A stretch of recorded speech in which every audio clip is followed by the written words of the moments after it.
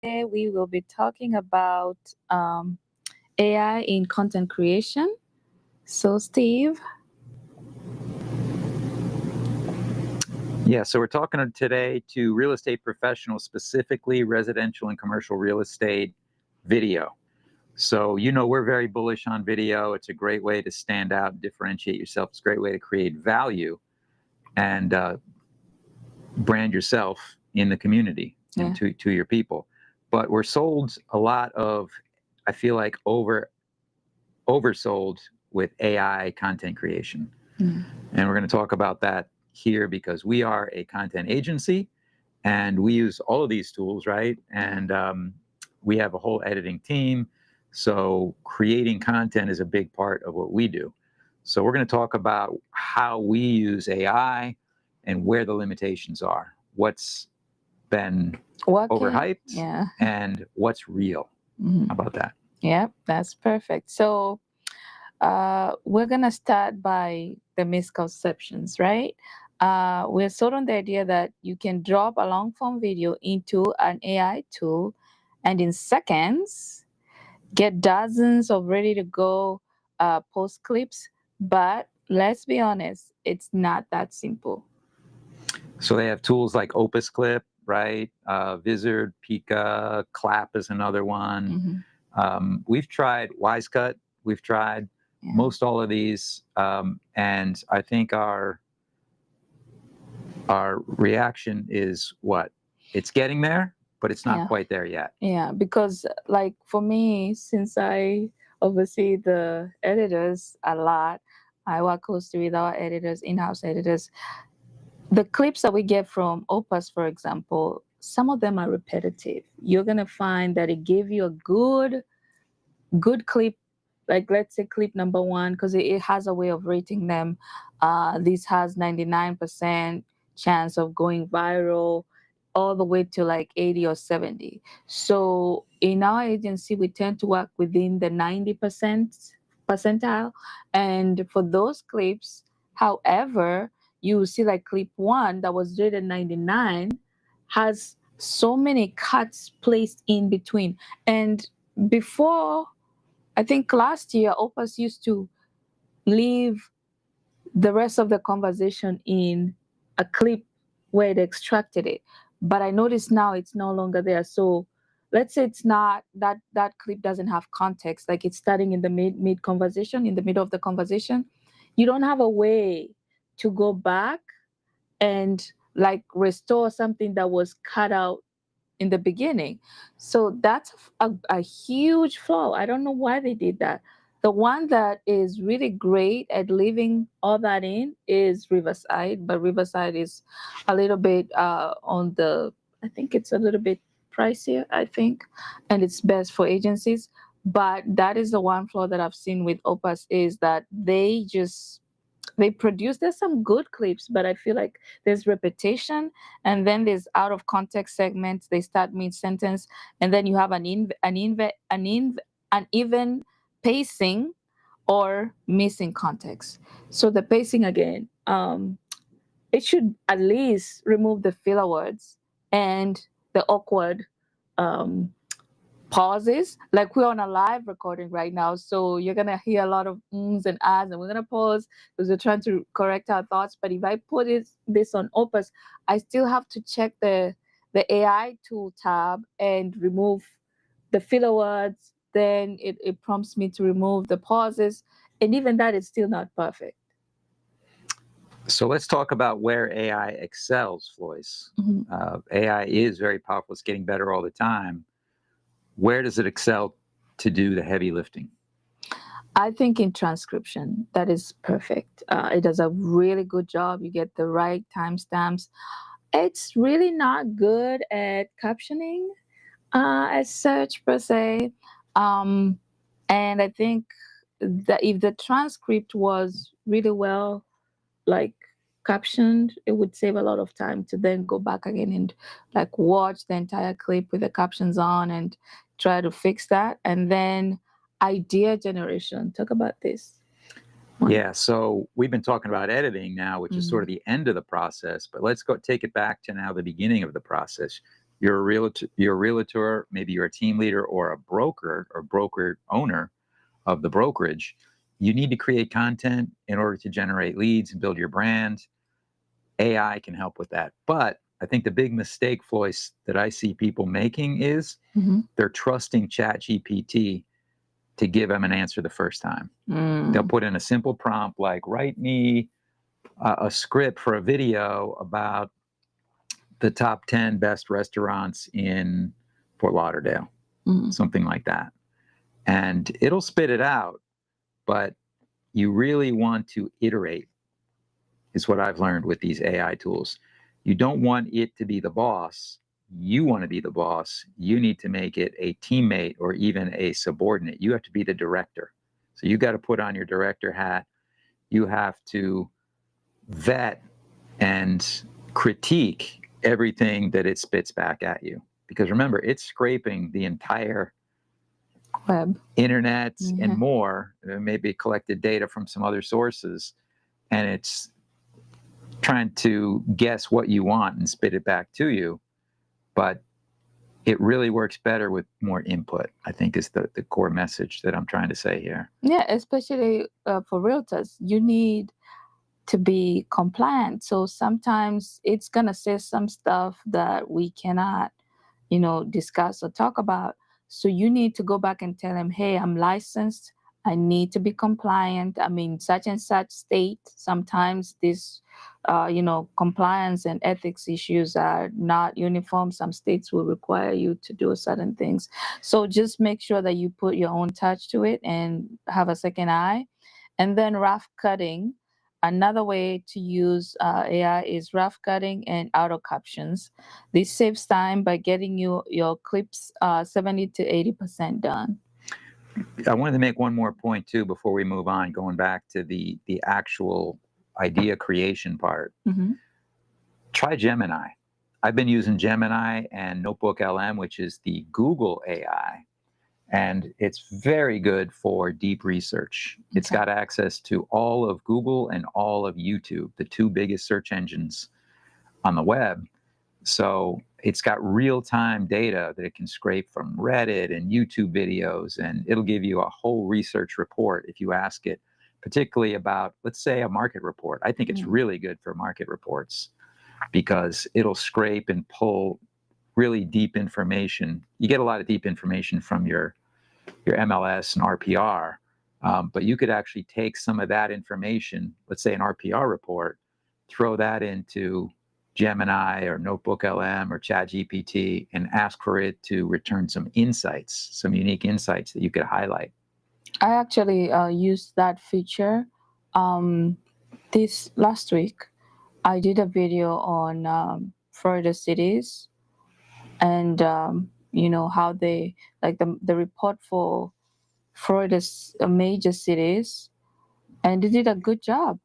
I just took a screenshot of that report from RPR and I fed it to ChatGPT and it spit out some good talking points, and then I told it I need to be compliant. I don't want to steer. Just make sure that is fixed. And then I had to proofread it again, and the video performed great. I got some questions, and I replied with another video that explained in details why some of these cities were having numbers like that. And we're doing this now, Floyce, with some of our clients where we're building out campaigns for them. And we use AI, but we use it in a way where we create value. We're working really hard to create touch points, not just smart plans. Smart plans are sequences of touch point, like emails and text messages or a reminder to make a phone call. Yeah. But you want each touch point to be meaningful. So we're working really hard to create value at every touch point, and ideally increasing value at every touch point. And AI can be used to do that. It's a great tool to do that. Do some deep research, extract this value, and then package it up and present that to your people. And lastly, we have highlights detection. AI can surface potential gold moments from your long form video. So now we're jumping back to the video editing part. Yeah. And I think we're fast forward now, we detoured a little bit. That was my fault, back into the content creation. But going back to the video editing part, it's really good for rough cutting and for auto captioning. We use tools to auto caption a long form video, let's say. But it's not perfect. You got to go in there and clean it up. We're talking about highlights. But it's also good for different. highlighting sound bites from a long form video, right? That's what we're talking about. Yeah. So let's say you did a video like this, where you're talking with someone, interviewing somebody, or having a conversation. It'll pull out the sound bites, right? That's what we're trying to say. Yeah, it will pull those gold moments. Some creators that are advanced, that produce big podcasts, they have a system where you have producers, like Gary Vee is big on this, and he does this like live. He's like, okay, such and such, make sure we clip this part. I think I dropped some nuggets there. And another one is the guy that does this, the Diary of a CEO. Steven. Yeah, he said he has something underneath his desk where he clicks it, and the editors. Right? Yeah, I didn't hear that. Yeah, I didn't know about that. He said he has something under his desk. I don't know if he taps with his foot or with his hand, and it puts a marker on that clip, and the editors know that that's a gold nugget that was dropped right there. That's a good tip right there. If you don't already know, Stephen Bartlett is his name, Diary of a CEO. Yeah. And he really does what we believe in, which is to create long form content and then repurpose that down into short form clips that he puts out, and creates a lot of value with that from extracting that from information, from conversations. Now, I'm going to mention this because we're under highlights, and we brought up these creators and entrepreneurs. I believe for you to really get good or to get value for your money, if you've invested in some of these AI tools, as a realtor, leverage your partners, your colleagues. Have recorded conversations. You have this conversation over the phone anyway, but if you have a quote unquote podcast, it may not be as dressed up as Joe Rogan, but if you have a Friday meetup before you go for happy hour, find a quiet spot, mic yourself up, chop it up, then that entire recording, throw it into Opus, then come back or have your VA listen to it, remove the arms or whatever. That's how you really get value for some of these platforms versus relying on something that you're reading out of the script and you're taking, like you're doing multiple takes. It's gonna be so robotic, and it's not really good. Doesn't feel authentic. It doesn't feel authentic. Now, for example, we go live every day. This is a lot to do for some of you, but we have AI tools, we have editors that will come, we have a system. So we produce this live, not produce, it is being recorded live, we're streaming live. Once we're done, our editors grab it and they put it to Opus for the mass production of the short clips. And then the software that we're using to stream also does its own highlights and cuts. And I love it because it does the 4 to 5 minutes still long form clips, but with moments like segments that we discussed. So it cuts those segments up. This helps me to get clips that are ready. And most of it is really just the only work left, because we outline all our sessions, is to just remove the awkward pauses, to pace it up a little bit, make it more palatable for you if you're not watching it live. If you're watching it live, it's fine, we're interacting, you understand. But if you're going to consume this after the recording, then I need to create it in a way that it's more palatable to you and it's fast-paced. So I believe if you tend to adopt this style, which I think is great, going live every day and using that for your business, we have content that will last us for the next, I don't know, eternity, because every clip, every live recording we do right now, we get around 20, and then like 4 long forms that we can use out of it. So you can imagine how much you're storing for later as a realtor. And if you're a realtor, Floyce, Mm-hmm. why does this matter for me? How is this going to help my business? This will help you because you are out there in the field doing what you're supposed to do. Maybe you are working on deals. You have office days, you have field days. Maybe you have a team that goes to the field, and all you do is work on contracts, work on making sure that the deal doesn't fall apart. This is going to free you from working in the business, but instead work on the business. So with leveraging AI like this, super great. And I tell people too, maybe you may not have a colleague that you can sit down and chop it up, rant about the week. It's Friday, right? Talk about what happened, lessons, recommendations, deals that you're working on. Give us a sneak peek. All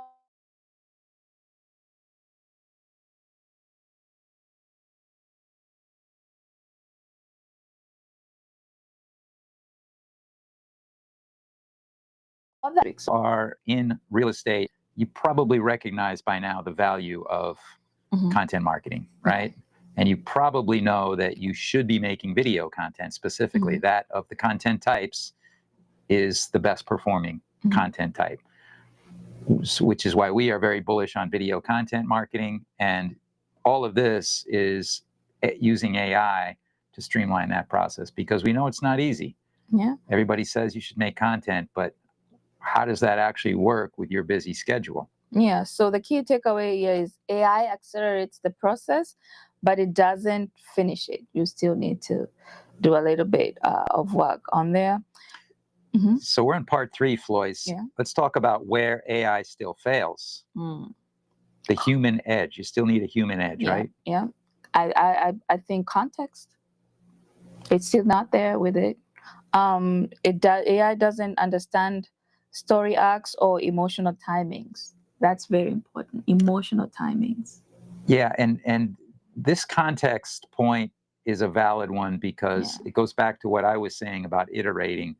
The mistake I see most people doing with creating scripts with AI is they don't give it enough context. Yeah. You have to train it. This is me. This is who I am. This is who my audience is. Tell it about your audience. Tell it about the goal of this script, what it is that you want to happen with it. Is this for a cold audience, a warm audience, or a hot audience? Do they know you or not? And maybe explain the story arc and have it work backwards. It will understand story structure. But you have to tell it that. Yeah. You got to give it more context than you are. But the emotional timing too, I believe, is mostly visual than it is. You know, like let's say we discuss something that brings me to tears, and I pause, and that's a moment that I could put in there. The AI is only reading what's being transcribed, so it doesn't see that physical. I don't think we're there yet for it to find the right emotions. Like words can be emotional, but I think visually it's more better, you know. Yeah, I think you want to make it more conversational too, the way that the humans actually speak. Yeah, we're not chopped. Yeah, it needs to be a better timing of the pauses, how long you can have those pauses, and if you don't need those pauses at all, right? And then you have editing, finesse, filler words, again, pacing, and audience specific tone still needs a human. I know when we do our editing, I still do a lot of the final edits for video, where pacing for me is a big thing. Yeah. I train our editors to really pay attention to pacing. When we cut it to be sort of like a song, where it's fast, There's a and then a flow. pause. Yeah. Fast, then a pause. It's got a cadence to it. It's not all chop, chop, chop super fast, but it's not all the same monotone either. You want to mix it up and have sort of a rhythm to it, like a song. The other one is brand consistency, color grading, fonts, caption, hooks, and CTA must align with your brand. I would say here Opus does a good job, but it's still some limitation with the palettes, like how to get the right colors. Well, maybe you can use the hex codes, but I believe it's still not there. Like I haven't seen one tool that you can. Maybe I'm wrong. Comment in the comment section. Maybe there's softwares that you can add your branding, your own feel, your logos, maybe like you would outros and intros. So I think that's kind of lacking. And then sound and emotion. AI doesn't yet feel the right place to cut for engagement. We already talked about that. So I think we can move to 4. Okay, so next up, let's talk about the human plus AI workflow that works. So this is really the best workflow in 2025 going into 2026 here, where your AI powered by human director. You're the human director. You can't just let AI. I feel like there's a lot of over-promising with AI is going to do everything for you. You could just sit at home and don't do anything. AI is going to do all the heavy lifting for you. And that's not true at all. No, it's not. Even these really complicated automations that I see people doing, building AI agents and things like that, they do repetitive tasks really well. But you as a realtor still need to brand yourself and create value and be seen and make your people feel seen, make them feel appreciated. The AI is a tool to help you get there, but relying on it to over automate everything, I think is a mistake. And then so let's take a pause here and ask a question, a philosophical question, Floyce, that we talked about yesterday. How do we feel about an AI clone? Should you, as a realtor, you make an AI? You probably have people telling you this now. I'm seeing it on all the material. They're telling you to make an AI clone of yourself for video. Are we telling our clients to make AI clones?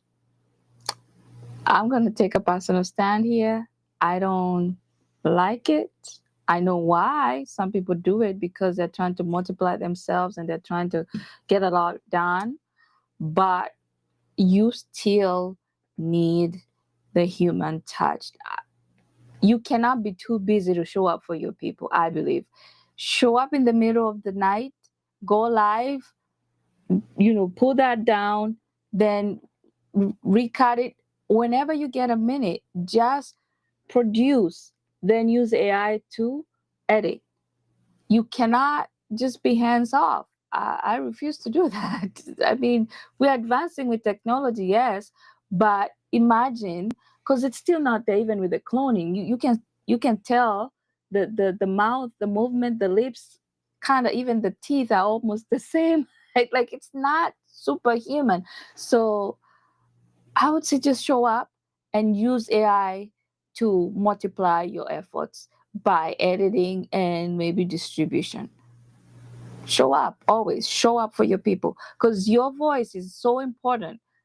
By the time the AI replaces, a bit of some of these professions, you need to have a footprint of a body of work and continue doing that, because that's what's going to set you apart. And I feel like the people that are relaxing right now and not doing anything and saying AI will do it for me, your voice is important, because guess what? In the next 5-10 years, the AI is going to be using content that is being created right now by these entrepreneurs that are pumping content every day. Imagine you showing up for your brand like that, and it's going to know what's I feel like we're heading to a place where content is going to be tagged as AI produced and human produced. Like it will get there. There's going to be tools. Imagine you building a brand just on AI and there's no touch. I don't think that's a good retention plan for for an audience or clients that you want to keep?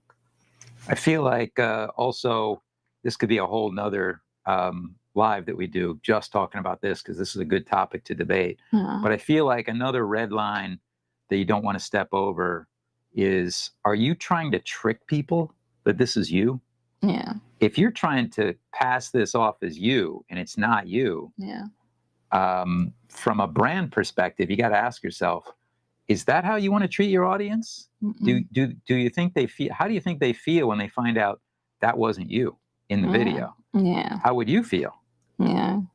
Now I could see a world in the future, Floyce, where you're telling stories using AI and making characters. Yeah. You may have seen the Bigfoot videos come to mind, where Bigfoot is running around and saying funny things. Yeah. Like, to me, that's a great use of AI, because they're not trying to trick anybody. You know it's AI, and they're telling a funny story, and it's got a nice twist to it. But I think if you're trying to brand yourself and build trust with your brand, are you trying to trick people and make them think that there's this AI clone is you in real life? I know, right? To me, that's the thing to think about from a brand perspective. Yeah, we almost over with our time. So Okay, so let's just review the workflow then, and it looks like this: a real estate friendly production workflow. Here's how we do it. Yeah. Here's how we're sharing it. Long form video first, right, Floyce? Yeah. We upload that to AI, and then we do a rough cut, right? Yeah. It'll take out all the silences, the ums and the ahs, the pauses, and the filler words automatically. It's really good at that, actually. And it's really good at taking the entire transcript and breaking that down and turning that into chapters, right? Yeah, and then AI rough cuts, it lets you find the key timestamps. That's really important, especially for chapters. If you want to chapter this is important, especially if you're loading it up to YouTube. If you're posting on YouTube, leverage AI for timestamps to get chapters. And you can dump the entire transcript and say, okay, give me chapters after you've edited, of course. Give me chapters for my YouTube description. So that's good. I've seen the script give you a YouTube title. If you edit with the script, it will give you a YouTube title and a description and chapters. So one-stop shop. Imagine that. You put a video there, you remove everything, you edit, you title, you caption, and then you walk out of there with a SEO-friendly title and chapters and descriptions. So that makes the work easier. Then number 3, human editors review. Obviously, is the human part. We have humans. We have a video editing team. They go in there, and to us, that's important, and you cannot skip that step. If you do, then you're going to be putting out AI slop. Yeah, you got to have humans review this editing, the edits that come back from the AI after the first wave. Yeah, and then add brand layer of captions. You can put your color palette, logo, CTAs, and sound mix. Sometimes we'll even take, we just did this with another client that had a podcast style interview, right, Floyce? Yeah. But one of the people couldn't make it. He was talking from his car. Yeah. So the audio wasn't so great. The video wasn't so great. The camera was low. It's kind of looking up his nose. Yeah. So we built a wrapper for it with some nice titling and displayed, because it wasn't important to see him. It was what he was saying. He was saying some really sharp insights, because he's a finance person that was talking about the Jerome Powell speech, for example, and how interest rates affect your mortgage rates. Yeah. Now that he was creating value. So we highlighted what he was saying visually, and then made his headshot off to the side and a little bit smaller, and then wrapped it up in some titling similar to what you would see on the MSNBC or something like that. Then we have AI-assisted captioning or repurposing. Use ChatGPT to write social captions, reels, text, or YouTube titles. Like I said, Descript is a good tool as well.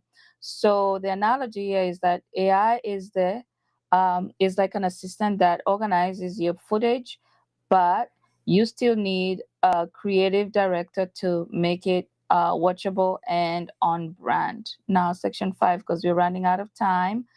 Why this matters for real estate, Steve? Well, you're not just selling houses, you're selling trust, authority, and expertise.